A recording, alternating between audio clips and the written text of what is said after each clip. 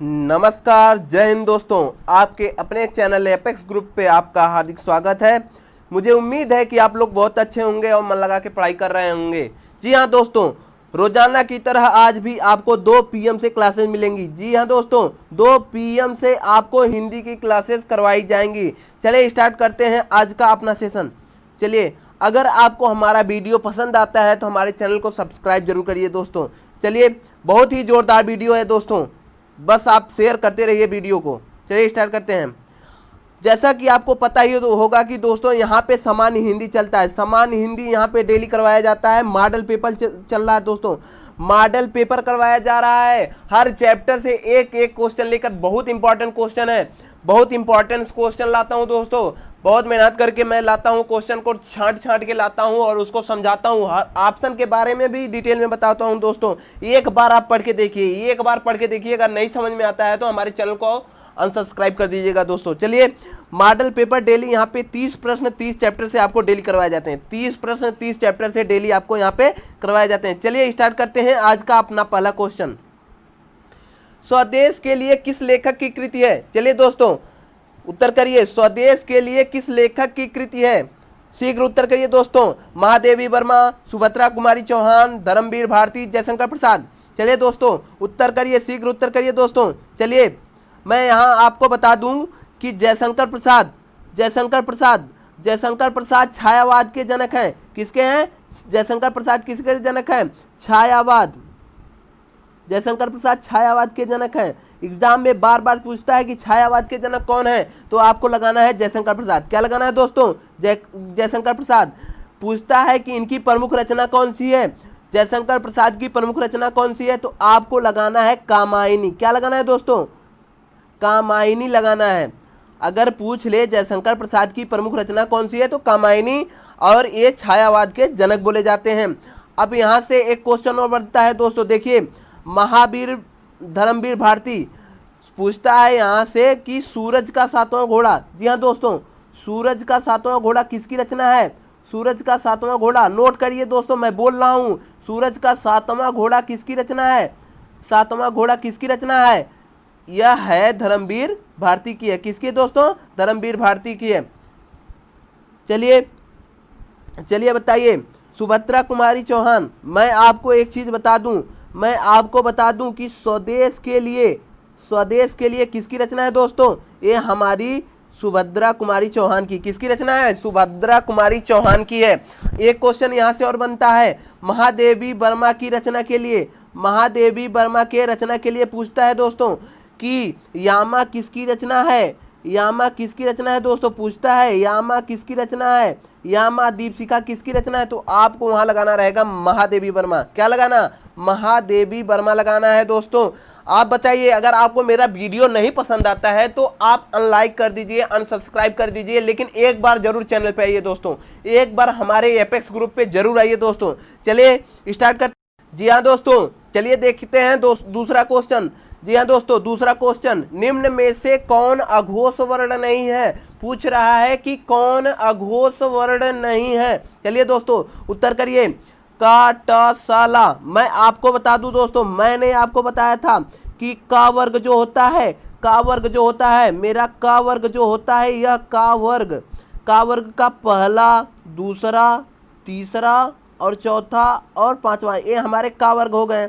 का वर्ग में 5 वर्ण होते हैं। इसी प्रकार चा वर्ग होता है, टा वर्ग होता है, ता वर्ग होता है और पा वर्ग होता है। मेरे 5 वर्ग होते हैं। कितने? हमारे 5 वर्ग होते हैं दोस्तों। मैंने आपको बता रखा है कि हर वर्ग का जो है पहला दूसरा, हर वर्ग का जो है पहला और दूसरा, हर वर्ग का पहला और दूसरा जो हमारा होता है, पहला और दूसरा हमारा क्या होता है दोस्तों? ये हमारा अघोष होता है। क्या होता है? पहला और दूसरा वर्ण जो होता है वो हमारा क्या होता है? अघोष वर्ण होता है। हर वर्ग का पहला और दूसरा अघोष वर्ण होता है। बाकी जो आपको हर वर्ग का तीसरा, चौथा और पांचवा वर्ण है, यह घोष होता है। दोस्तों आप हमारी राइटिंग पे मत जाइएगा, यहाँ पे अच्छे वर्ण नहीं बन रहे हैं, मुझसे लिखे नहीं जा रहे हैं, क्योंकि मेरे पास जो पेन है वो सही नहीं है, मार्कर सही नहीं चल रहा है। आप हमारे वर्ड पे मत जाइएगा, लेकिन मैं जो बोल रहा हूँ उसको ध्यान से सुनिएगा और नोट जरूर करते जाइएगा दोस्तों। चलिए, मैंने बताया का वर्ग का पहला दूसरा, चा वर्ग का पहला दूसरा, टा वर्ग का पहला दूसरा, ता वर्ग का पहला दूसरा और पा वर्ग का पहला दूसरा, ये सभी हमारे क्या हैं, अघोष वर्ण हैं। जो बाद में बच रहे हैं तीसरा चौथा पांचवा, तीसरा चौथा पांचवा, ये मेरे क्या होंगे दोस्तों, ये घोष वर्ण होंगे। क्या होंगे ये दोस्तों, घोष वर्ण होंगे। अब यहाँ आपसे पूछा है कि कौन अघोष वर्ण नहीं है। क्या पूछा है दोस्तों, कौन अघोष वर्ण नहीं है, चलिए बताइए। अर्थात अघोष वर्ण नहीं है, अर्थात वह पूछ रहा है कि घोष वर्ण बताइए, घोष वर्ण। अब बताइए, एक का दिख रहा है आपको, का दिख रहा है ना, का दिख रहा है, ये आपको मैंने बताया का वर्ग का पहला वर्ण हो गया, तो यह तो आपका हो गया अघोष दोस्तों। अब यह टा वर्ग, ये टा वर्ग का पहला वर्ण हो गया, यह भी अघोष हो गया। लेकिन आपसे पूछा है अघोष वर्ण नहीं है, ये सारे अघोष हो रहे हैं। आपको एक चीज बता दें, ये जो सा दिख रहा है, ये सा, तीनों सा दोस्तों, ध्यान से सुनिए, नोट करते जाइएगा दोस्तों। एक चीज मैं बता रहा हूँ, सुनिए। मैंने बताया कि जो एक का है, का जो हमारा पहला वर्ड आ रहा है का वर्ग का, ये अघोष हो गया। टा वर्ग जो हमारा टा वर्ग का पहला वर्ड है, यह भी हमारा अघोष वर्ड हो गया। लेकिन आपसे पूछा क्या है दोस्तों कि अघोष वर्ण नहीं है, तो आपको क्या बताना है, यहाँ पे घोष बताना है दोस्तों। क्या बताना है, घोष। जब आपको का तो दिख गया कि यह अघोष वर्ण है, टा भी अघोष वर्ण है। अब बताइए, ये जो सा दिख रहा है, मैं एक चीज आपको बता दूं दोस्तों, एक चीज बता दूं दोस्तों कि ये जो सा होता है, सा, तीनों सा होते हैं, तीन प्रकार के सा होते हैं दोस्तों। ये तीनों प्रकार के सा जो होते हैं दोस्तों, ये हमारे क्या होते हैं, ये हमारे अघोष वर्ण होते हैं। क्या होते हैं दोस्तों, यह अघोष वर्ण होते हैं। क्या होते हैं, नोट करिए दोस्तों, तीनों सा क्या है, ये अघोष वर्ण है। एग्जाम में पूछता है दोस्तों, ये इस तरह दे देगा कि बड़ा सा सलजम वाला सा दे देगा, यह कौन वर्ण है, ऑप्शन देगा अघोष, घोष दे देगा, अघोष घोष, इनमें से कोई नहीं दे देगा। जो तब आपको क्या करना है, इसको सा, तीनों सा याद रखिए दोस्तों, तीनों सा जो होते हैं हमारे क्या होते हैं, तीनों सा हमारे अघोष होते हैं। लेकिन आपसे पूछा जब का भी अघोष हो गया और टा भी अघोष हो गया और सा भी अघोष हो गया, तो आपका ऑप्शन क्या बचा दोस्तों, ऑप्शन डी दिख रहा है कि यह, ऑप्शन डी क्या दिख रहा है कि यह हमारा, यही हमारा राइट होगा। क्या होगा दोस्तों, यही हमारा राइट होगा, क्योंकि यह घोष वर्ण है। अब कहेंगे आप दोस्तों, कहेंगे कि घोष वर्ण क्यों है, मैंने अब बताइए, ये जो हमारा ला आ रहा है, यह कहाँ आ रहा है, अंतःस्थ, अंतःस्थ जो होता है व्यंजन, अंतःस्थ व्यंजन क्या होता है दोस्तों, आपको बता दूं, यहाँ से देखिए, अंतःस्थ, अंतःस्थ, ये जो हमारा अंतःस्थ व्यंजन होते हैं, ये हमारे कौन कौन से होते हैं, या, रा, ला, वा, ये हमारे चार व्यंजन होते हैं दोस्तों। ये हमारे या, रा, ला, वा, ये जो हमारे दिख रहे हैं, एक सेकंड दोस्तों, या, रा, ला, वा, ये हमारे चार दिख रहे हैं ना वर्ण, आपको क्या चार वर्ण दिख रहे हैं ना दोस्तों, एक सेकंड दोस्तों, अंतःस्थ व्यंजन, सुनिए, इतना आप नोट करिए कि सा, सा, सा ये अघोष होते हैं। आपको ला जो है एक घोष है। अब आपको बताऊंगा कि ला कैसे घोष है। चलिए देखिए दोस्तों, मैं आपको बता दूं, ये जो आपको ला दिख रहा है दोस्तों, ये आपको जो ला दिख रहा है, यह कैसे घोष वर्ण है। एक चीज बताइए आप लोग दोस्तों कि अंतःस्थ व्यंजन, क्या दोस्तों, अंतःस्थ व्यंजन जो बोलते हैं हम, अंतःस्थ व्यंजन क्या होता है, अंतःस्थ व्यंजन होता है दोस्तों या, रा, ला, वा। एग्जाम में ये भी पूछता है, दे देगा अंतःस्थ व्यंजन पहचानिए, अंतःस्थ व्यंजन कौन से हैं, ऑप्शन में दे देगा या, दे देगा पा, देगा टा, देगा का देगा। तो जहां पे आपको इन चारों में से कोई दिख गया वही अंतःस्थ व्यंजन होगा दोस्तों, वही अंतःस्थ व्यंजन होगा। नोट करिए दोस्तों, अंतःस्थ व्यंजन कौन कौन से हैं, चार होते हैं। कितने होते हैं दोस्तों, चार होते हैं। कौन, या, रा, ला, वा। अब एक चीज बता दूं, सारे जो अंतःस्थ व्यंजन होते हैं दोस्तों, सारे जो हमारे अंतःस्थ व्यंजन हैं, ये दिख रहे हैं, ये हमारे क्या होते हैं, ये हमारे दोस्तों क्या होते हैं, ये हमारे घोष वर्ण हैं। क्या, हमारे अंतःस्थ जो हैं घोष वर्ण हैं। मैंने अभी आपको बताया, मैंने बता दिया कि घोष वर्ण कौन है, सारे अंतःस्थ जो व्यंजन है वो हमारे घोष वर्ण हैं। और मैंने बताया जो तीनों प्रकार के सा होते हैं दोस्तों, तीनों प्रकार के सा होते हैं वो हमारे अघोष वर्ण होते हैं। चलिए दोस्तों, चलिए इस क्वेश्चन का राइट आंसर फिलहाल होगा ऑप्शन नंबर डी। बहुत ही जोरदार बताया मैंने, हमें उम्मीद है दोस्तों सबको समझ में आ गया। जिस टॉपिक को मैं बोल रहा हूं नोट करते जाइएगा, उसको जरूर नोट करिएगा दोस्तों, क्योंकि आप धुआं धुआं मचा देंगे। मैंने आपसे वादा किया है कि 28 प्लस नंबर दिला के रहूंगा टेट सीटेट में, तो मुझे दिलाना है ये दोस्तों। हिंदी में 28 प्लस नंबर आएंगे आपको। और बता दूं कंपटीशन के लिए जो यूपीपी की तैयारी कर रहे हैं, लेखपाल की तैयारी कर रहे हैं, उनमें जिस कंपटीशन में अगर हिंदी पूछी जा रही है दोस्तों, आपको मैं जितना करा रहा हूं हर क्वेश्चन के चारों ऑप्शन के बारे में मैं डिटेल में बताता हूं दोस्तों। एक वीडियो देखिए, कोई भी मेरा वीडियो देखिए, अगर आपको नहीं पसंद आता है तो हमारे चैनल को अनसब्सक्राइब कर दीजिए, सब्सक्राइब ना करिएगा दोस्तों, और आप हमारे वीडियो को अनलाइक भी कर दीजिएगा दोस्तों। चलिए नेक्स्ट क्वेश्चन देखते हैं। अगर हमारा वीडियो पसंद आता है तो हमारे चैनल को जरूर सब्सक्राइब करिए और डेली हमारे वीडियो को वॉच करिए। चलिए नेक्स्ट क्वेश्चन देखते हैं, क्वेश्चन नंबर 3 दोस्तों। क्वेश्चन नंबर 3, निम्न में से एक शुद्ध वाक्य है। निम्न में से एक शुद्ध वाक्य। चलिए दोस्तों उत्तर करिए दोस्तों। चलिए शुद्ध वाक्य बताइए। पेड़ से फल गिरता है, पेड़ में से फल गिरता है। अच्छा दोस्तों बताइए, यहाँ पे में से की क्या जरूरत पड़ी, यहाँ में की क्या जरूरत पड़ी गई, यह हमको तुरंत लग रहा है यह क्या है, गलत है। क्या है दोस्तों, यह गलत हो गया। पेड़ से फल गिरता है, क्या है दोस्तों, कह रहा है कि पेड़ से फल गिरता है। पेड़ से फल गिरता है, यह भी गलत है दोस्तों। पेड़ से फल गिरता नहीं है, पेड़ पर से फल नहीं गिरता, यहाँ पे आपका यह भी गलत हो गया। फल गिरा पेड़ से, ये कौन सा वाक्य हो गया दोस्तों, फल गिरा पेड़ से, यह भी हमारा क्या है दोस्तों, यह भी हमारा गलत हो गया। यहाँ कह रहा है पेड़ से फल गिरा, पेड़ से फल गिरा। आपको पढ़ने से ही दोस्तों पता चल जाता होगा कि कौन सा शुद्ध है कौन सा शुद्ध है। आपको लगा कि नहीं, पेड़ से फल गिरा, पेड़ से फल गिरा, यही आपका यहाँ पे क्या होगा, यही हमारा क्या है दोस्तों, यही हमारा शुद्ध है। यहाँ पे हमारा यही शुद्ध है, बाकी सब अशुद्ध है। चलिए फिलहाल इस क्वेश्चन का राइट आंसर क्या होगा, ऑप्शन नंबर डी होगा दोस्तों, ऑप्शन नंबर डी। चलिए नेक्स्ट क्वेश्चन देखते हैं, क्वेश्चन नंबर 4 दोस्तों। आप हमसे जुड़े रहिए दोस्तों, आप हमारा पूरा वीडियो देखिए और सबके पास शेयर करिए दोस्तों, सबका भला होगा। मैंने आपसे वादा किया है कि आपको मैं शिखर तक जरूर पहुंचाऊंगा दोस्तों, कामयाबी आपकी कदम चूमेगी दोस्तों। खाली आप हमसे हमारे एपेक्स ग्रुप से जुड़े रहिए, हमारे एपेक्स ग्रुप से आप जुड़े रहिए बस दोस्तों। घोड़ा किस संज्ञा का उदाहरण है, चलिए दोस्तों उत्तर करिए। घोड़ा किस संज्ञा का उदाहरण है, जातिवाचक, भाववाचक, समूहवाचक, व्यक्तिवाचक। चलिए उत्तर करिए। मैंने आपको बताया है दोस्तों, व्यक्तिवाचक क्या होता है, जहाँ पे किसी का नाम आ जाता है, मोहन, सोहन, रोहन, जो भी नाम आ गया वहाँ पे व्यक्तिवाचक लगाते हैं दोस्तों हम। समूहवाचक कहाँ होता है, जहाँ पे भीड़ की बात की जाए, जैसे सभा हो गई, बाजार हो गया, यहाँ यहाँ हम क्या लगाएंगे, समूहवाचक लगाएंगे। क्या लगाएंगे दोस्तों, समूहवाचक लगाएंगे। अब भाववाचक मैंने बताया था, जहाँ पे भय, क्रोध, प्रेम दोस्तों, जहाँ पे भय, क्रोध, प्रेम की बात कर दे वहाँ पे आप भाववाचक लगाते हैं। प्रेम भावना, जहाँ प्रेम भाव की बात करें वहाँ पे आप भाववाचक लगाते हैं। अब जातिवाचक, यह घोड़ा बोल दिया दोस्तों, यहाँ पे यह घोड़ा बोला है। घोड़ा किस संज्ञा का उदाहरण, आप बताइए। घोड़ा क्या उसका नाम ले रहा है, कोई नाम तो नहीं ले रहा है ना, पूरा घोड़ा का दिया, मतलब घोड़े जाति का पूरे बोध करा दिया, पूरी घोड़े जाति का बोध करा दिया। यह इसलिए यह क्या होगा दोस्तों, यह हमारा क्या होगा, यह हमारा जातिवाचक होगा। क्या होगा दोस्तों, हमारा जातिवाचक होगा। फिलहाल इस क्वेश्चन का राइट आंसर क्या होगा, जातिवाचक। चलिए दोस्तों नेक्स्ट क्वेश्चन देखते हैं दोस्तों।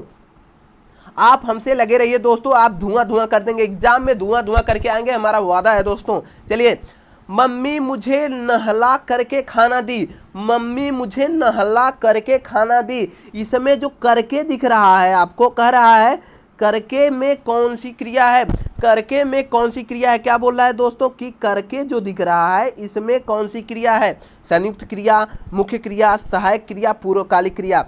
एक चीज बताइए दोस्तों, मैंने आपको बताया था सहायक क्रिया क्या होती है, जो हेल्पिंग वर्ब होती है दोस्तों। सहायक क्रिया जो क्रिया होती है मतलब वो सहायता करती है, क्रिया मतलब सहायक क्रिया सबको पता होगी, पूर्वकालिक, मुख्य क्रिया, मेन वर्ब सबको पता होगी। संयुक्त क्रिया, यहाँ पे आपको संयुक्त क्रिया पूछता है, मिश्र वाक्य, संयुक्त वाक्य और पूर्वकालिक क्रिया, पूर्वकालिक क्रिया पूछता है। चलिए संयुक्त क्रिया क्या होती है दोस्तों, सुनिए ध्यान दीजिएगा दोस्तों। जिस वाक्य में अगर आपको और दिख गया, कोई भी वाक्य है, जैसे राम और मोहन पढ़ रहे हैं, जहां और दिख गया, बीच में आपको और दिखा, वहां पे तुरंत संयुक्त वाक्य मारेंगे आप, संयुक्त क्रिया मारेंगे दोस्तों, वहां पे संयुक्त वाक्य। अब मुख्य आपको यहां से नहीं, मिश्र वाक्य पूछता है, जहां पे की परंतु आ जाए, की तथा जहाँ पे की आ गया वहाँ पे आपको क्या मानना है, मिश्र वाक्य मानना रहता है। वहाँ पे क्या मानना है दोस्तों, मिश्र वाक्य।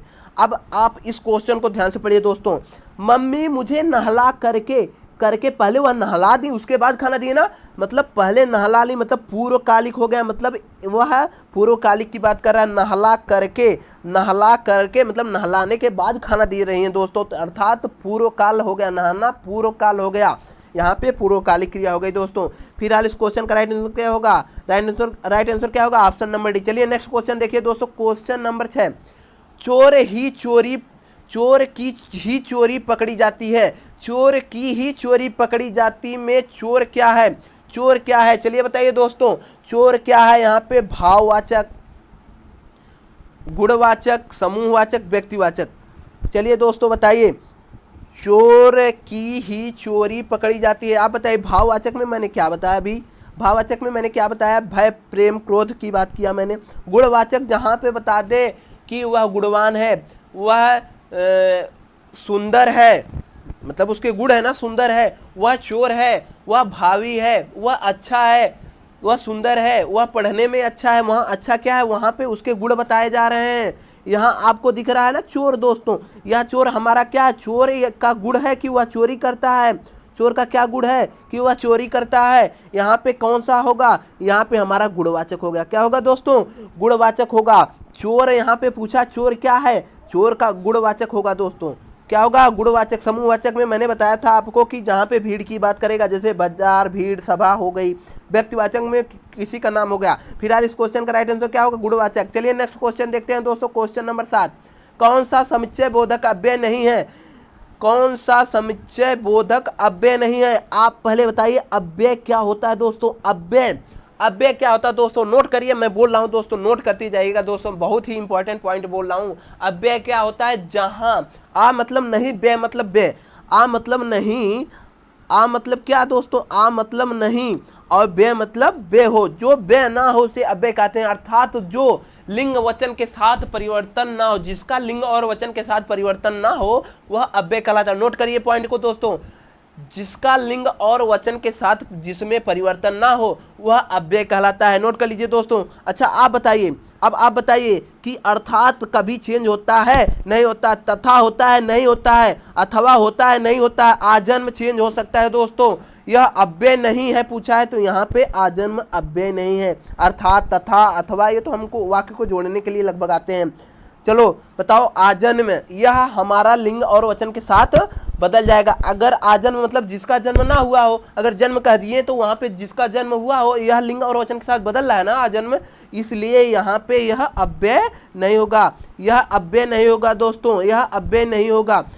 फिलहाल इस क्वेश्चन का राइट आंसर क्या होगा, आजन्म, ऑप्शन सी सही है। चलिए नेक्स्ट क्वेश्चन देखते हैं दोस्तों, बहुत ही धुआंधार क्वेश्चन लाया हूं दोस्तों, आप धुआं धुआं कर देंगे। यहाँ आपको एकदम जोरदार बताऊंगा दोस्तों, अगर आप समास नहीं पढ़े हैं ना, अगर आप समास नहीं पढ़े हैं तो आपको पढ़ने की जरूरत नहीं है, मैंने जोरदार ट्रिक बताई है दोस्तों। और मैं हर क्वेश्चन में 4 ऑप्शन है, चारों ऑप्शन के बारे में बता देता हूँ, आपका समास यहीं क्लियर हो जाएगा एक क्वेश्चन में से। अभी देखिए हम समास कैसे क्लियर कराता हूँ, देखिए ध्यान दीजिएगा दोस्तों, हम इसी क्वेश्चन में आपका समास के बारे में पूरा बता दूंगा कि आप समास पहचान जाएंगे। चलिए देखिए क्या होता है, पहले आप मुझे ये बताइए कि समास होते कितने हैं दोस्तों। चलिए बताइए समास होते कितने हैं, मैं आपको बता दूं कि समास 6 होते हैं दोस्तों। अब कहेंगे आप कौन कौन समास, अब देखिए दोस्तों मैं जो जो बोलूंगा उसे आप जरूर नोट कर लीजिएगा दोस्तों। मैं यहाँ पूरा आपको वीडियो देखने की भी जरूरत नहीं पड़ेगी, इसके पहले जो मैंने ट्रिकी वीडियो बताई है उसको बिना देखिए, मैं यहाँ जो बोल रहा हूँ बस उसे ही आप नोट कर लीजिए। चलिए पहला समास अव्ययभाव समास, नोट करिए, हेडिंग डालिए अव्ययभाव समास। अव्ययभाव समास क्या होता है, दुनिया का, लिख लीजिए, दुनिया का कोई भी शब्द ले लो दोस्तों, दुनिया का कोई भी शब्द ले लो, अगर उसमें उपसर्ग लगा है, अगर उसमें उपसर्ग लगा है, उपसर्ग अब कहेंगे दोस्तों जिसमें उपसर्ग लगा है वह अव्ययभाव समास होगा। पहले आप नोट करिए, दुनिया का कोई भी शब्द हो अगर उसमें उपसर्ग लगा है तो वह अव्ययभाव समास होगा। आप कहेंगे सर उपसर्ग, जैसे लिख दिया दोस्तों प्रतिकूल, प्रतिकूल लिख दिया, इसमें उपसर्ग क्या है, प्रति है उपसर्ग, प्रतिकूल में कौन सा समास पूछ लिया, वहां पे आप लगा देंगे अव्ययभाव समास। प्रतिकूल लिख दिया ना दोस्तों, प्रति यहाँ पे उपसर्ग है, प्रति यहाँ पे उपसर्ग है, जहां पे उपसर्ग, जिन शब्दों में आपको उपसर्ग देगा वहां पे अव्ययभाव समास। नोट हो गया दोस्तों। अब चलिए अव्ययभाव की दूसरी ट्रिक देखिए, दूसरी ट्रिक लिखिए, नोट करिए दोस्तों, अव्यय भाव की दूसरी ट्रिक नोट करिए दोस्तों।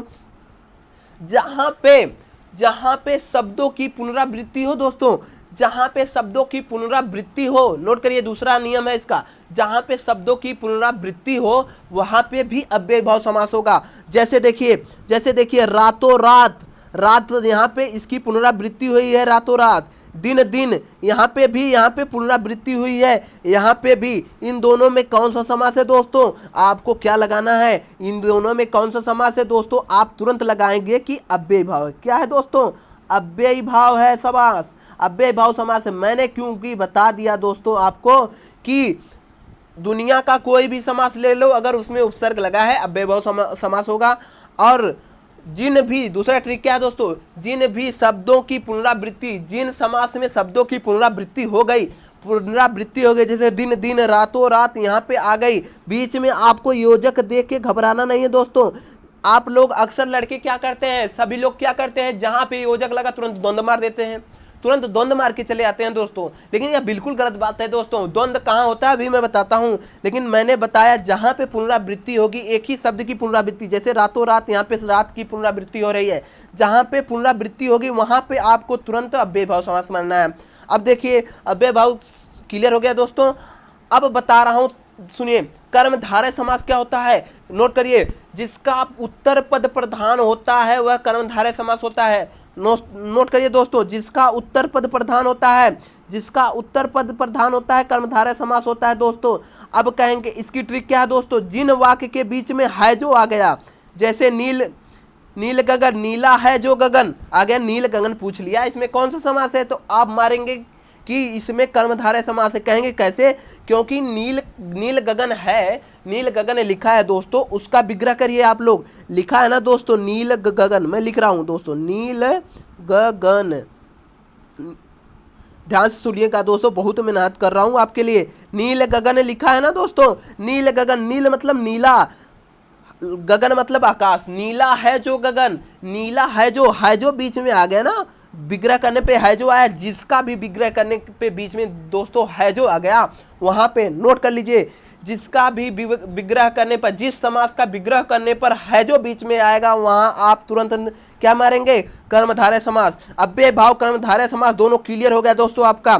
अब बताइए द्वंद्व समास क्या होता है दोस्तों, द्वंद्व समास सुनिए, द्वंद्व समास क्या होता है, जिसका दोनों पद प्रधान हो दोस्तों, जिसका दोनों पद प्रधान होता है वहां पे द्वंद्व समास होता है, जिसका दोनों पद प्रधान हो वहां पे द्वंद्व समास होगा। अब कहेंगे सर यहाँ पे है और बीच में दोस्तों विग्रह करने में बीच में और का लोप होना चाहिए, किसका, और का लोप होना चाहिए, जैसे भाई बहन। अब कहेंगे सर दोस्त, आप कहेंगे कि भाई बहन, सर आप लिख दिए, सर आप भाई बहन लिख दिए, एक सेकंड दोस्तों, द्वंद्व समास की बात कर रहा हूं दोस्तों। अगर आप लिख दिए सर कि भाई बहन, आपको अक्सर बता दूं जहां पे ये योजक चिन्ह दिखता है वहां पे सब द्वंद्व समास मारते हैं। ये अच्छी बात है दोस्तों, द्वंद्व समास मारते हैं, लेकिन यहाँ पे इसकी क्या होनी चाहिए, आवृत्ति नहीं होनी चाहिए, पुनरावृत्ति नहीं होनी चाहिए। यह तब क्या होना चाहिए, जो पुनरावृत्ति नहीं होनी चाहिए तब क्या होना चाहिए, आप कहेंगे हाँ दोस्तों, तब वहाँ क्या होना चाहिए, इसका जो आगे वाक्य है ना, इसका ये विपरीत होना चाहिए। जैसे भाई का विपरीत क्या, बहन, माता का विपरीत क्या होता है, पिता होता है दोस्तों, भाई का बहन, माता का पिता।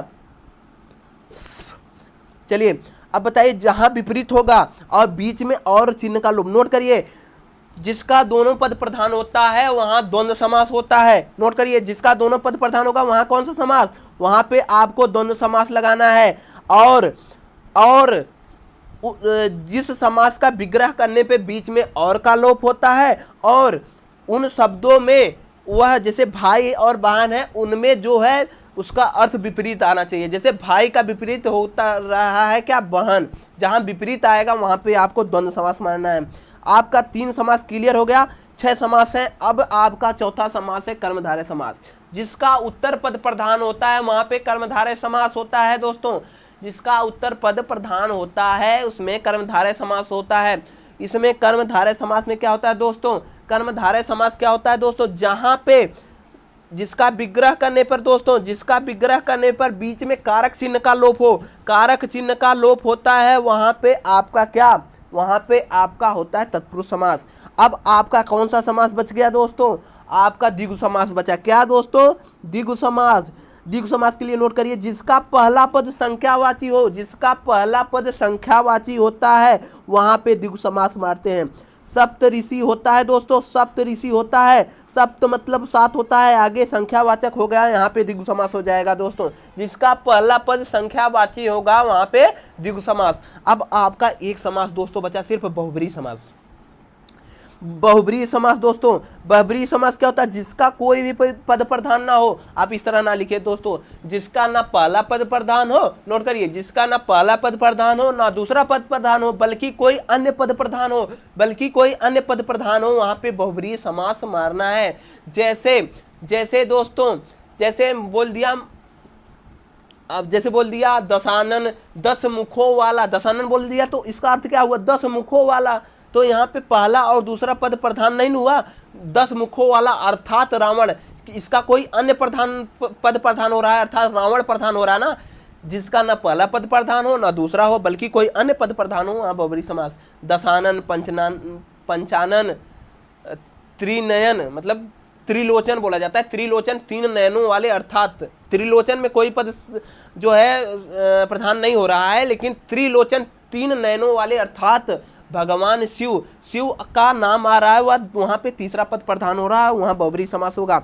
अब आपको हर समास क्लियर हो गया, एक जगह समास गलत नहीं होना चाहिए दोस्तों। चलिए फिलहाल इस क्वेश्चन का राइट आंसर क्या होगा? द्वंद्व समास का उदाहरण नहीं है, मैं बता दिया कि द्वंद्व समास का उदाहरण है, पूछा है। ये तो आपको दिख गया कि जहां पे पुनरावृत्ति हो गई अव्यय भाव समास हो गया, यहाँ भी पुनरावृत्ति हो गई अव्यय भाव समास हो गया दोस्तों, यह भी अव्यय भाव समास हो गया। वीर पुरुष, वीर है जो पुरुष, मैंने बताया जहां पे बीच में विग्रह करने है जो आए, वहां तुरंत आपको क्या मारना है दोस्तों? वहां पे आपको मारना है कर्मधारय समास, कर्मधारय समास। अब आज कल, आज का उल्टा दोस्तों क्या होता है? कल होता है, बीच में और का लोप हो रहा है, ये चिन्ह लगा है यहाँ पे, इसका मतलब और हो गया। जहां पे विपरीत हो गया ना, आज का विपरीत कल हो गया, यही आपका राइट आंसर होगा दोस्तों। द्वंद्व समास विपरीत होगा दोस्तों। चलिए नेक्स्ट क्वेश्चन देखते हैं दोस्तों। इतना जोरदार कोई नहीं बताएगा दोस्तों, आप देखिए वीडियो, सबका देखिए, मैं मना नहीं कर रहा हूं दोस्तों, सबका देखिए, लेकिन एक बार अगर मेरा वीडियो देखे ना तो आपको लगेगा कि हाँ सर मेहनत कर रहे हैं हमारे लिए। मैं तो मेहनत कर रहा हूं दोस्तों, आपको भी तो मेहनत करना पड़ेगा दोस्तों। मैंने वादा किया है आपको शिखर तक पहुंचाऊंगा, मैं पहुंचाऊंगा शिखर तक, बस आप डेली मेरा वीडियो वॉच करिए दोस्तों। चलिए, अतड़ियों में बल पड़ना, अतड़ियों में बल पड़ना अर्थात एक चीज बताइए दोस्तों, जब आपको कोई चीज मतलब बहुत ही मतलब रोचक चीज सुन लेते हैं, बहुत ही खुशी वाली चीज सुन लेते हैं तो बहुत हंसी आ जाती है। कोई कॉमेडियन चीज देख लेते हैं, बहुत हंसी आने लगती है। जब हंसी आती है तो आपको एक बार ऐसा फील होता है कि मेरे सीने में दर्द हो रहा है, होता है कि नहीं दोस्तों? एक बार ऐसा फील होता है कि हमारे सीने में दर्द होता है। तो हम जब बहुत हंसते हैं दोस्तों ना, तो हमारे अतड़ियों पर बल पड़ता है। क्या होता है दोस्तों? हमारे अतड़ियों पर बल पड़ जाता है। बहुत हंसना, अतड़ियों पर बल पड़ना का अर्थात मतलब क्या है? बहुत हंसना। चलिए दोस्तों नेक्स्ट क्वेश्चन देखते हैं। फिलहाल इस क्वेश्चन का राइट आंसर ऑप्शन नंबर क्या है? ऑप्शन नंबर बी सही है। चलिए नेक्स्ट क्वेश्चन देखते हैं। क्वेश्चन नंबर 10 दोस्तों, तुम कब आओगे इस वाक्य में उचित विराम का प्रयोग करें। मैं जोरदार ट्रिक बताया था दोस्तों, जोरदार ट्रिक बताया था। पूर्ण विराम क्या होता है दोस्तों? ये जो खड़ी बाई, जो साधारण वाक्य खत्म होता है, सिंपल वाक्य, साधारण वाक्य जहाँ समाप्त होता है वहाँ पे, जैसे मोहन पढ़ रहा है के बाद जब है लिखते हैं वहाँ पे आपको पूर्ण विराम लगाते हैं। कोष्टक क्या होता है? कोष्टक 3 प्रकार के होते हैं दोस्तों, छोटा कोष्टक, ए मझला कोष्टक हो गया, और बड़ा कोष्टक, एक कोष्टक चिन्ह है। प्रश्नवाचक चिन्ह कहाँ लगता है दोस्तों? प्रश्नवाचक चिन्ह कहाँ लगता है?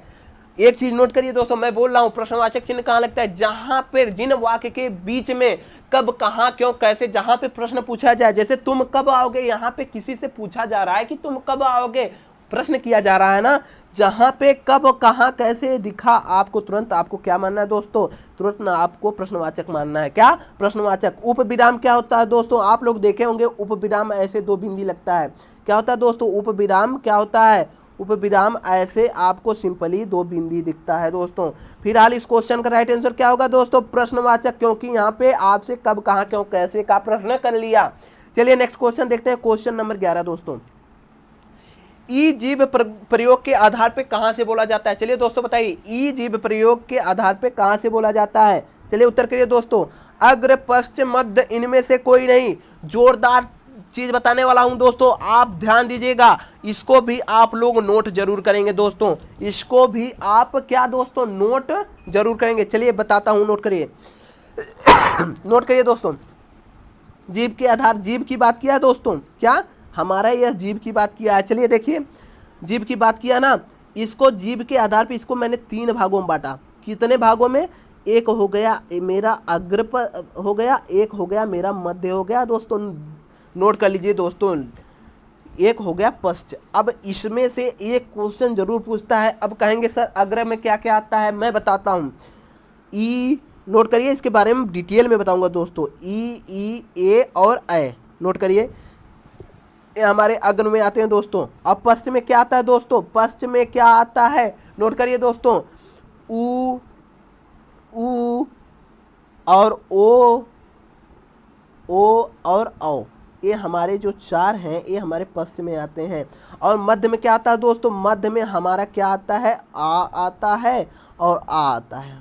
क्या आता है? आ और आ। नोट कर लीजिए, इसको आप फिगर बनाइए जीभ के प्रयोग के आधार पे, यहाँ पे लिखेंगे जीभ के आधार पे, फिर ऐसे 3 भागों में उसे बांटेंगे, अग्र मध्य पश्च। अब इसकी ट्रिक बताता हूँ दोस्तों, आप भूलेंगे नहीं, हर चीज़ की ट्रिक है दोस्तों, बस आप देखिएगा। जीभ के आधार पे 3 भागों में मैंने बांट दिया, अग्र मध्य पश्च। अब पूछ रहा है ई जीभ प्रयोग के आधार पे आपको कहाँ दिख रहा है? आपको तुरंत दिख रहा होगा दोस्तों कि ई हमारा अग्र में आ रहा है। कैसे? अग्र में। अब चलिए मैं इसको आपके स्वयं से, मतलब आपसे प्रयोग कराता हूँ कि कैसे पता चलेगा कौन अग्र से है, कौन पश्च से, कौन मध्य से। चलिए देखिए, अग्र, चलिए बोलिए ई ए ऊ। चल देखिए, अग्र से बोल रहे हैं तो हमारी जीभ जो है आगे की तरफ आ रही है। क्या? ई बोलिए, ई ए, मेरी जीभ जो है लगभग दांत के पास आ रही है, आगे आ रही है ना दोस्तों। जब आगे आ रही तो अग्र ही होगा ना दोस्तों, आगे आ रही है तो अग्र होगा। अब बस से ऊ ओ बोलिए, ऊ। देखिए आपकी जीभ जो है एकदम पीछे जा रही है, पीछे आपके जो पीछे जा रही है, जो कंठ है जहां से आवाज आती है पीछे की तरह एकदम जा रही है, पीछे सुकुड़ रही है जीभ। बोलिए ऊ ओ, देखिए पीछे की तरह जा रही है ना, पीछे जीभ जा रही है तो पश्चिम हो गया। और आगे आ रही है तो ई बोल रहे हैं तो आगे आ रही है, वहां अग्र हो गया। अब कहेंगे सर मध्य में आ बोलिए, आ। देखिए जीभ आपकी बीच में ही रुक रही है। देखिए आ जब बोल रहे हैं ना तो आपकी जीभ कहाँ है? बीच में रुक रही है, तो वहां पे मध्य हो जाएगा। समझ में आ गया होगा दोस्तों। अब यहाँ से आपका क्वेश्चन गलत ही नहीं होना चाहिए, एग्जाम में जरूर एक पूछता है, एग्जाम में एक क्वेश्चन यहाँ से जरूर पूछता है, 1 नंबर यहाँ से पक्का ही रखिए दोस्तों। चलिए नेक्स्ट क्वेश्चन देखते हैं। आपको बता दिया यहाँ पे अग्र क्या है, अग्र क्या दिखा आपको, स्क्रीनशॉट ले लीजिए, अगर नोट नहीं कर पा रहे हैं तो स्क्रीनशॉट ले लीजिए। चलिए नेक्स्ट क्वेश्चन देखते हैं दोस्तों, क्वेश्चन नंबर 12। अजीब प्रयोग के आधार पर कहां से बोला जाता है? अजीब प्रयोग के आधार पे कहां से बोला जाता है? क्या बोल रहा है दोस्तों? अजीब प्रयोग के आधार पे कहां से बोला जाता है? अभी मैंने आपको बताया दोस्तों, मैंने अभी आपको पीछे बताया है क्या, अग्र पश्च मध्य के। अब मैं फिर नहीं बताऊंगा दोस्तों, उसको नोट करिए। मैंने आप बोलिए ये हमारी जिह्वा जो है बीच में ही रुक रही है, जो बीच में रुक रही है तो ये क्या होगा दोस्तों? मध्य नहीं होगा, ये हमारा मध्य होगा। क्या होगा दोस्तों? हमारा क्या हो जाएगा? जब जीवा बीच में रुक रही है तो यहाँ पे क्या हो जाएगा दोस्तों? यहाँ पे मध्य में हो जाएगा। जीवा बीच में रुक गई तो मध्य हो गया। चलो फिर इस क्वेश्चन का राइट आंसर क्या होगा? Option number C. चलिए नेक्स्ट क्वेश्चन देखते हैं, क्वेश्चन नंबर 13। ए के उच्चारण स्थान का नाम है। ए का उच्चारण स्थान कहाँ से होता है? यहाँ से मैं 4 क्वेश्चन बताऊंगा दोस्तों, 4 नहीं आप समझिए 4-5 बता दूंगा, 4-5 बताऊंगा। नोट करिएगा दोस्तों, एक चीज नोट करिए, जो पूरा हमारा का वर्ग है, पूरा का वर्ग हमारा कंठ से बोला जाता है। नोट करिए दोस्तों। और चा वर्ग हमारा पूरा कहां से बोला जाता है? तालु से बोला जाता है। और ता वर्ग हमारा देखिए, टा वर्ग मूर्धा से बोला जाता है दोस्तों। टा वर्ग हमारा मूर्धा से बोला जाता है, इसको रट लीजिए। ता वर्ग हमारा दंत से बोला जाता है। किससे? दंत से बोला जाता है। और पा वर्ग हमारा किसे बोला जाता है दोस्तों? पा वर्ग हमारा किसे? ओष्ठ से। नोट करिए, पा वर्ग हमारा ओष्ठ से बोला जाता है दोस्तों, पा वर्ग हमारा ओष्ठ से बोला जाता है। इतना का नोट करिए या स्क्रीनशॉट लीजिए। मैं यहाँ से 1-2 इंपॉर्टेंट क्वेश्चन बताऊंगा दोस्तों, इसे स्क्रीनशॉट लीजिए। चलिए बता रहा हूँ, नोट करिए। यहाँ से ए और ए का उच्चारण स्थान बार बार पूछता है, ए और ए का दोस्तों इसका पूछता है, तो इसका मैं बता रहा हूँ। अब बताइए एक ए जो है किन किन स्वरों से मिलकर बना है? यह दोस्तों आ और ई से मिलके बना है, आ और ई से मिलके बना है। एक चीज़ बता दूं दोस्तों, आ जो होता है मेरा कंठ से बोला जाता है और ई हमारा ताल से बोला जाता है। कंठ से ये बोला जा रहा है, किससे बोला जा रहा है? यह कंठ से बोला जा रहा है, किससे? कंठ से। और ई हमारा किससे बोला जा रहा है? ताल से। तब बताइए जब ए हमारा कंठ से आ बोला जा रहा है, जब ए हमारा आ और ई से मिलके बना है, दो स्वरों से मिलके बना है, तो आ जो है कंठ से बोला जा रहा है, ई जो ताल से बोला जा रहा है, तो हमारा ए का उच्चारण स्थान क्या होगा दोस्तों? कंठ तालव्य होगा कि नहीं? कंठ और तालु भी लिख सकता है एग्जाम में, कंठ तालव्य भी लिख सकता है, घबराना नहीं है दोस्तों। कंठ तालु हो या कंठ तालव्य, आपको आंसर एक ही मारना है। ए और ए का उच्चारण स्थान कंठ तालव्य। चलिए दोस्तों एक चीज और देखिए, यहाँ पे ये चीज मैंने जो बताया है, ए और ए और ओ, यही एग्जाम में अक्सर पूछता है, और ये जो का खा का उच्चारण स्थान कभी नहीं पूछता है, लगभग यही होता है। ओ का बताइए, ओ का बताइए दोस्तों, ओ का बताइए दोस्तों। एक चीज बताइए, ओ किससे मिलके बना है? आ और ऊ, आ और ऊ स्वर, दो स्वरों से मिलकर बना है ओ। आ का उच्चारण स्थान मैंने अभी आपको बताया कि कंठ, कंठ से होता है। और ऊ बोलिए, इसका ओष्ठ आ रहा है कि नहीं? ऊ बोल के देखिए, इसका उच्चारण स्थान ओष्ठ आ रहा है, बोल के देखिए ओष्ठ आ रहा है।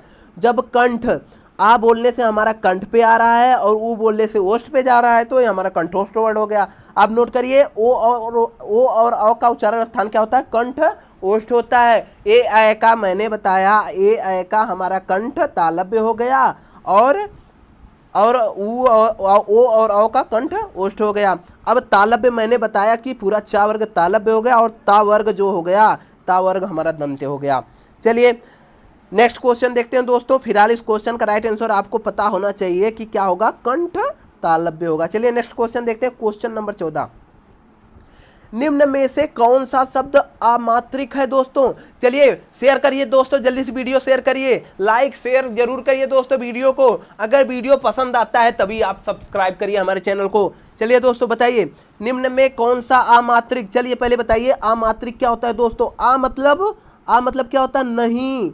आ मतलब क्या होता है दोस्तों? नहीं। मात्रिक मतलब मात्रा, जिसमें मात्रा ना हो वह अमात्रिक वर्ड हो जाएगा, वह अमात्रिक शब्द हो जाएगा, जिसमें मात्रा ना हो। चलिए देखिए, कारखाना दिख रहा है, कारखाना में देखिए का पे आ की मात्रा है, खा पे आ की मात्रा, ना पे, इसमें मात्रा दिख गई है, तो मैंने पूछा है कि अमात्रिक मतलब जिसमें मात्रा ना हो।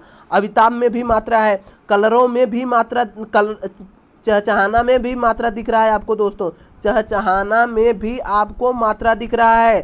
कारखाना में मात्रा, एक सेकंड दोस्तों, आपको कारखाना में मात्रा दिखा, अमिताभ में मात्रा दिखा, चहचहाना में मात्रा दिखा, लेकिन कलरव यहाँ पे एक ऐसा वर्ड है अमात्रिक है। क्या है दोस्तों? अमात्रिक है। यहाँ पे कलरों में मात्रा नहीं दिख रही, न का पे है, न ला पे है, न रा पे है, न वा पे है। जहाँ पे मात्रा ना दिखे वहाँ अमात्रिक होता है। आ मतलब नहीं, मात्रिक मतलब मात्रा, जिसमें भी जिन शब्दों में मात्रा ना लगा हो उसे अमात्रिक शब्द बोलते हैं। चलिए इस क्वेश्चन का राइट आंसर ऑप्शन सी है। चलिए नेक्स्ट क्वेश्चन देखते हैं, क्वेश्चन नंबर 15। कृत्रिम का विलोम शब्द है, कृत्रिम का विलोम शब्द है दोस्तों। चलिए उत्तर करिए, प्राकृतिक, स्वनिर्मित, स्वाभाविक, स्वचालित। चलिए उत्तर करिए दोस्तों, कृत्रिम का विलोम, कृत्रिम का विलोम शब्द क्या होता है दोस्तों? आपको बता दूं, कृत्रिम का मतलब जो हम निर्मित किए हैं, कृत्रिम का मतलब जो हमारे द्वारा बनाया गया है, मनुष्य के द्वारा बनाया गया है। और प्राकृतिक क्या होता है? जो हमारे प्रकृति की देन है, जैसे पेड़ पौधे आदि चीजें जो हमारी प्रकृति की देन है, या हमारी प्राकृतिक हो जाएगी। कृत्रिम का विपरीत क्या हो गया दोस्तों? प्राकृतिक। इस क्वेश्चन का right answer option number A. चलिए नेक्स्ट क्वेश्चन देखते हैं, क्वेश्चन नंबर 16। जो शब्द धन का पर्यायवाची नहीं है, जो शब्द धन का पर्यायवाची नहीं, चलिए बताइए कौन सा शब्द, यहाँ पे लिख लीजिए, कौन सा शब्द पर्यायवाची नहीं है, धन का पर्यायवाची नहीं है। चलिए बताइए, आप एक चीज बताइए, आपको यहाँ पे लग रहा होगा कि आप लोग सुने होंगे कि दौलत, दौलत कमाना, यहाँ इसकी धन की बात करा है, आपके पास बहुत संपदा है, आपके पास बहुत संपदा है, ये आपको दोनों लग रहा है कि ये दोनों हमारी क्या है, धन से बात कर रहा है। ये तो धन की पर्यायवाची पक्का दिख रहा होगा आपको। अब कह रहे हैं ना द्रव्य जानता हूँ ना अज्ञा जानता हूँ।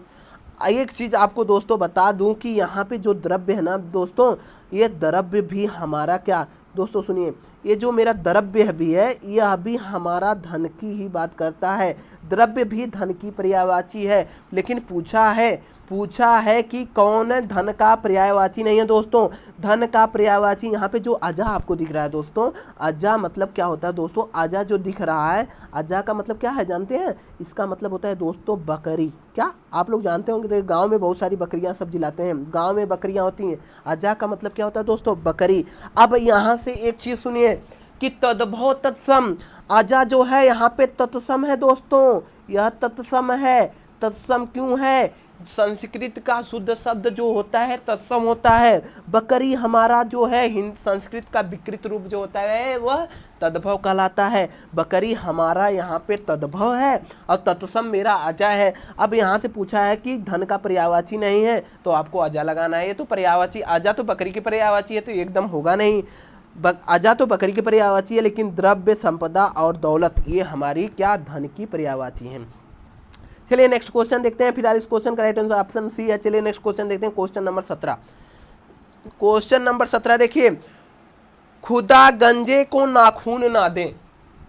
अब बात करेंगे सर गंजा क्या होता है? अरे भैया जो आप लोग सर मुड़वा देते हैं ना दोस्तों, सर मुड़वा देते हैं वो गंजा हो जाता है। मतलब खुदा गंजे को नाखून ना दे, जिसके पास गंजा होता है ना वो सबको परेशान करता है दोस्तों, सबको परेशान करता है। क्यों करता है आप देखिए, मतलब समझिए, मतलब ये एक लोकोक्ति है, एक लोकोक्ति है। चलिए, छोटे आदमी का प्रेम स्थिर होता है, खुदा गंजे को नाखून दे, तो ये आपको सही दिख रहा है? बिल्कुल गलत है दोस्तों। लज्जित होकर दूसरे पर क्रोध निकालना, यह भी गलत है। एक दोष पहले से था, दूसरा आ गया, यह भी गलत है। अत्याचारी को शक्ति नहीं मिलनी चाहिए, ये कह रहा है दोस्तों। खुदा मतलब भगवान, गंजे को नाखून ना दे, गंजे को नाखून ना दे अर्थात अत्याचारी को। अगर भगवान रावण को शक्ति ना देते, वरदान ब्रह्मा वरदान नहीं देते, क्या वह सीता को हरण के कर ले जाता? नहीं कर ले जाता दोस्तों, उसको उसने अपने शक्ति का दुरुपयोग किया है दोस्तों। यहाँ पे अत्याचारी को शक्ति नहीं मिलनी चाहिए, यही हमारे खुदा गंजा को नाखून ना दे इसी का अभिप्राय होगा। फिलहाल इस क्वेश्चन का राइट आंसर ऑप्शन डी सही है। चलिए नेक्स्ट क्वेश्चन देखते हैं, क्वेश्चन नंबर 18। धरित्री का तद्भव रूप है, धरित्री का तद्भव रूप है। धरती, आप बताइए धरित्री मतलब धरती होता है दोस्तों। एक चीज बता दूं आपको, ये धरित्री जो है हमारा क्या होगा यहाँ पे आपसे, यह धरित्री क्या है? हमारा तत्सम है दोस्तों, तत्सम शब्द है, इसका तद्भव पूछा है। इसका तद्भव क्या होगा दोस्तों? इसका तद्भव होगा हमारा धरती। क्या होगा दोस्तों? धरती। फिलहाल इस क्वेश्चन का राइट आंसर क्या होगा दोस्तों? Option number B. चलिए नेक्स्ट क्वेश्चन देखते हैं, क्वेश्चन नंबर 19। वर्तनी के दृष्टि से कौन सा शब्द सही है? वर्तनी के दृष्टि से कौन सा शब्द सही है? बहुत सारे बच्चे इसको तो सब जानते हैं, नहीं है, ये भी नहीं है, लेकिन इसी दोनों में सब दोस्त सब कंफ्यूज होकर चले आते हैं। बहुत सारे बच्चे ए मार के चले आते हैं, बहुत सारे बी मार के चले आते हैं। तो इसका सही क्या है आज बता दूं दोस्तों। सन, आपको सा बोल रहे हैं तो संचारी, संचारी होता है दोस्तों। क्या होता है दोस्तों? सन मतलब ऊपर हमारा चंद्र बिंदी रहना चाहिए। सन्यासी होता है, सन्यासी, संचारी नहीं, सन्यासी, ऊपर हमारा चंद्र बिंदु होना चाहिए। यही हमारा राइट आंसर है। आपको किस में दिख रहा है? ऑप्शन नंबर बी में दिख रहा है, तो ऑप्शन बी सही है। चलिए नेक्स्ट क्वेश्चन देखते हैं, क्वेश्चन नंबर 20। क्वेश्चन नंबर 20 बहुत ही जोरदार वीडियो है दोस्तों, बहुत ही जोरदार वीडियो है। शेयर करिए दोस्तों, शेयर जरूर करिए दोस्तों, शेयर करते रहिए। मैं बहुत ही मेहनत के साथ यहाँ पे पढ़ा रहा हूँ यार। ये क्वेश्चन मुझे ढूंढने और टाइप करने में कितना समय लगता है आप खुद सोचिए। आप व्हाट्सएप पे जैसे टाइप करते हैं दोस्तों ना, वहाँ पे मुझे हिंदी में टाइप करना है दोस्तों, उसी प्रकार मुझे टाइप करना पड़ता है। कितना मेहनत, कितना समय लगता है। मैं आपके लिए मेहनत कर रहा हूँ दोस्तों कि आपको शिखर तक पहुंचा दूं दोस्तों। आपकी जो एम है, आपकी लक्ष्य है कि मुझे भावी अध्यापक बनना है, मैं आपको भावी अध्यापक बना के रहूंगा दोस्तों। बस आप एपेक्स ग्रुप के साथ जुड़े रहिए दोस्तों। चलिए देखिए, हरा भरा जीवन का अर्थ क्या है? हरा भरा जीवन का अर्थ है खुशियों में परिपूर्ण होना, पेड़ पौधे से घिरा होना, हरे रंगों से भरा होना, हरियाली युक्त जीवन। अरे हरा भरा जीवन की बात कर रहा, हरियाली युक्त जीवन नहीं चाहिए, हरे भरे जीवन नहीं चाहिए, पेड़ पौधे से घिरा नहीं होना चाहिए, खुशियों से परिपूर्ण। अगर हमारे पास खुशी है दोस्तों तो हम हरे भरे खुद हो जाएंगे। खुशियों से परिपूर्ण हैं हम, खुशियों से परिपूर्ण हैं तो हम खुद हरे भरे हो जाएंगे। फिलहाल इस क्वेश्चन का राइट आंसर ऑप्शन डी सही। चलिए नेक्स्ट क्वेश्चन देखते हैं, क्वेश्चन नंबर 21। शुद्ध वाक्य का चयन कीजिए, शुद्ध वाक्य का चयन कीजिए। आज घोड़ा दौड़ भी होगी, आज घोड़ा दौड़ होगी, दौड़ भी क्या जरूरत है यहाँ पे? आओ आज घोड़ा दौड़ भी होगी, यह गलत है दोस्तों। क्या है दोस्तों? ये हमारा गलत है। मेरे लिए गणित कठोर विषय है। कठिन कह दो, कठोर क्यों कह रहे हो? बाण शस्त्र और बंदूक अस्त्र गलत है। गरीबों के लिए निःशुल्क शिक्षा की व्यवस्था है। ये आपको बिल्कुल सही दिख रहा होगा दोस्तों, यही हमारा राइट आंसर ऑप्शन डी है। चलिए नेक्स्ट क्वेश्चन देखते हैं, क्वेश्चन नंबर 22। ब्रज भाषा का विकास किस अपभ्रंश से हुआ है? पहले इसको आप इंपॉर्टेंट पे नोट करिए दोस्तों, यह इंपॉर्टेंट क्वेश्चन है, नोट करिए दोस्तों। ब्रज भाषा का विकास किस अपभ्रंश से हुआ है? ब्रज भाषा का विकास दोस्तों आज आपको बता दूं यह सौरसेनी से हुआ है। किससे हुआ है दोस्तों? सौरसेनी से हुआ है। इस क्वेश्चन का राइट आंसर आप नोट कर लीजिए, सौरसेनी। चलिए नेक्स्ट क्वेश्चन देखते हैं। बोली का लघुत्तम इकाई, पहले आप बताइए भाषा की सबसे छोटी इकाई क्या होती है? आप नोट करिए, भाषा की सबसे छोटी, एग्जाम में पूछा हुआ क्वेश्चन है। भाषा की सबसे छोटी इकाई क्या है? भाषा की सबसे छोटी इकाई बोलिए, सबसे छोटी इकाई क्या होती है दोस्तों? आप नोट करिए, भाषा की सबसे छोटी इकाई क्या होती है दोस्तों? छोटी इकाई होती है ध्वनि। नोट कर लीजिए, भाषा की सबसे छोटी इकाई क्या है दोस्तों? ध्वनि है। चलिए इसमें बताइए कि बोली का लघुत्तम, लघुत्तम मतलब छोटा होता है और दीर्घ मतलब बड़ा, लघु मतलब छोटा, क्या होगा बताइए? लघुत्तम इकाई, बोली की लघुत्तम इकाई हमारी क्या होगी? व्यक्ति की बोली तो एकदम नहीं होगी, सहायक बोली भी नहीं होगी, उपबोली भी नहीं होगी, हमारा वर्ड होता है छोटी इकाई, वर्डों से मिलकर शब्द बनता है, तभी हम बात बोलने स्टार्ट करते हैं। फिलहाल इस क्वेश्चन का राइट आंसर ऑप्शन डी है। चलिए नेक्स्ट क्वेश्चन देखते हैं, क्वेश्चन नंबर 24। जिस समास में दोनों पद ही प्रधान होते हैं उसे कहते हैं। अभी मैंने समास के बारे में पूरा डिटेल बता दिया दोस्तों आपको, स्टार्टिंग के ही क्वेश्चन में। आपको समास ट्रिक भी मत देखिए, हमारी इस वीडियो को जरूर देखिएगा दोस्तों, क्योंकि मैंने इसमें पूरा समास भी खत्म कर दिया है, पूरा समास खत्म कर दिया है। आप बता देंगे तुरंत इसमें कि मैंने बताया था जिसका पहला पद संख्यावाची होगा वह तुरंत द्वंद्व समास द्विगु समास मारेंगे।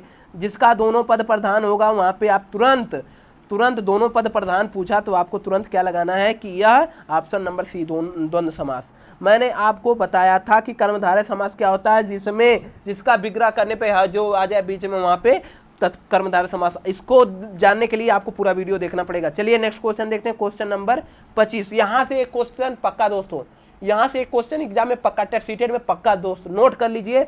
यहाँ से एक क्वेश्चन आपका कहीं नहीं गया है दोस्तों। चलिए मैं बताता हूँ, बस ध्यान दीजिएगा दोस्तों। चलिए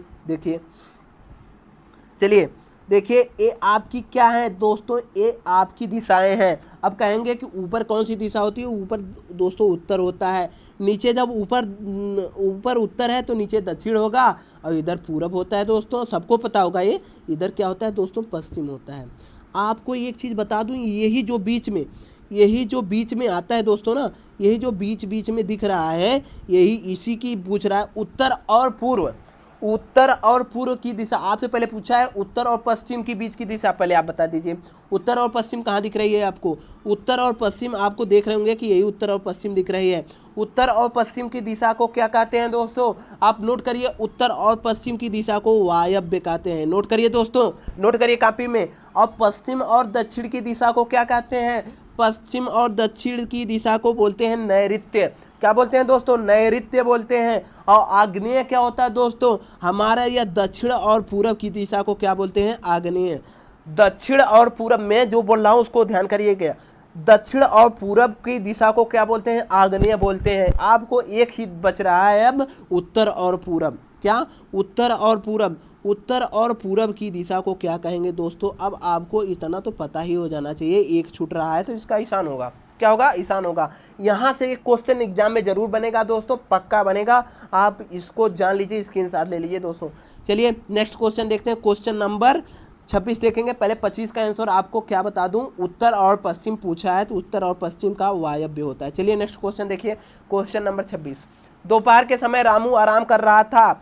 दोपहर समय क्या कहते हैं दोस्तों? पूर्वाह्न नहीं, सुबह को पूर्वाह्न कहते हैं। अपराह्न क्या होता है? पूर्व मतलब दोस्तों पूर्वाह्न मतलब बाद वाला, शाम के टाइम को। अपराह्न मतलब जो सुबह होता है, ठीक है ना। मध्याह्न मतलब क्या होता है? दोपहर को मध्याह्न बोलते हैं दोस्तों, दोपहर को क्या बोलते हैं? मध्याह्न बोलते हैं। चलिए फिलहाल इस क्वेश्चन का राइट आंसर ऑप्शन बी सही है। चलिए नेक्स्ट क्वेश्चन देखते हैं, क्वेश्चन नंबर 27।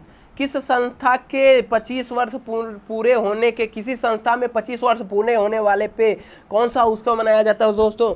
उसके लिए एक शब्द बताइए। आपको मैंने बताया था रजत के लिए 25 वर्ष। क्या दोस्तों? रजत 25 वर्ष कब मनाया जाता है? रजत पे मनाया जाता है, रजत जयंती 25 वर्ष पे मनाया जाता है। स्वर्ण जयंती दोस्तों कब? जब 50 वर्ष पूरे हो जाते हैं किसी की संस्था में जब किसी का 50 वर्ष पूरा हो जाता है वहाँ स्वर्ण जयंती मनाई जाती है। फिलहाल इस क्वेश्चन का राइट आंसर क्या होगा? रजत होगा। बी क्वेश्चन ऑप्शन सही है। चलिए नेक्स्ट क्वेश्चन देखिए दोस्तों, क्वेश्चन नंबर 28 देखिए। विभावानुभाव मतलब विभाव, यहाँ से दिख रहा है विभाव हो गया, यहाँ आ चुका विभाव अनुभाव व्यभिचारी के संयोग से जो रस की निष्पत्ति उत्पत्ति होती है उसे क्या मतलब को किसने प्रतिपादित किया है?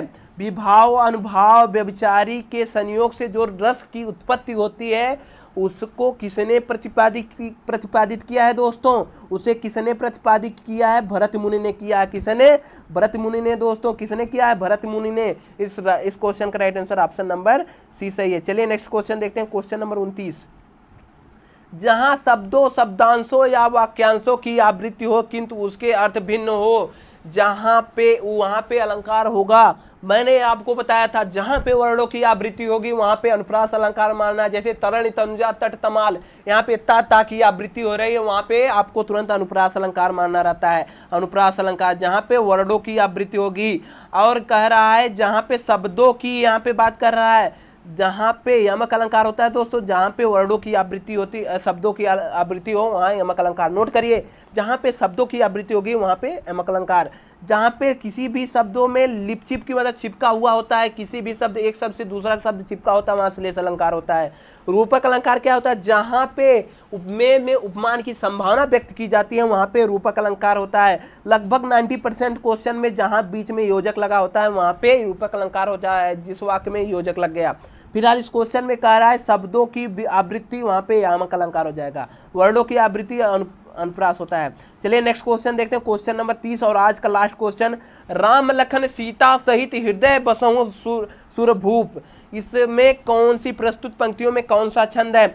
चलिए बताइए। दोहा का उल्टा क्या होता है दोस्तों? सोरठा होता है। दोहा के प्रथम और तृतीय चरण में 13 मात्राएं और द्वितीय और चतुर्थ में जो है 11 मात्राएं। चलिए हम यहीं से पता करेंगे कि इसमें कौन सा छंद है। जहां पे देखो ये दोस्तों, जहां पे बड़ा मात्रा रहती है वहां पे 2 मात्रा लेते हैं हम, 2 गिनते हैं। जहां पे छोटी मात्रा रहती है उसे 1 गिनते हैं। चलिए रा पे बड़ी मात्रा यहाँ से आपको 2 गिनना है। रा पे बड़ी मात्रा यहाँ से 2, राम पे 1 है 3 हो गया, यहाँ से 2, रा से 2 हो गया, माँ से 3 हो गया, 4 5 6 1 हो गया, 6 सा पे 2 मात्रा है, 6 2 8 हो गया, यहाँ पे 2 मात्रा है, 8 2 10 हो गया। अब 11 हो गया, यहाँ पे 12 हो गया, यहाँ पे 13, क्योंकि यहाँ पे छोटी छोटी 13 मात्राएं आ गई। पहले चरण में 13 मात्राएं किस में आती हैं? दोहा में आती हैं। दूसरे चरण में देखिए, दूसरा चरण यहाँ से शुरू हुआ है, दूसरा चरण यहाँ से शुरू हुआ है हृदय से। हृदय में 1 हो गया, 1 2 3 1 2 3 4 5 6 7 8 9 10 11। यहाँ पे भी आपको पहले में दिखा है आपको कि 13 मात्रा, दूसरे में पहले में दिखी 13 मात्रा, दूसरे में 11, तो ये दोहा का हो गया। फिलहाल इस क्वेश्चन का राइट आंसर क्या होगा? बी। अब यहाँ से एक चीज पूछता है कि अर्ध सम्मात्रिक छंद कौन सा होता है? आपको मारना है अर्ध सम्मात्रिक छंद किसे कहा जाता है? दोहा को अर्ध सम्मात्रिक छंद। अगर आपको ये वीडियो पसंद आता है दोस्तों तो हमारे चैनल को सब्सक्राइब जरूर करिए, अगर नहीं आता है तो आप सब्सक्राइब ना करें। चलिए धन्यवाद दोस्तों।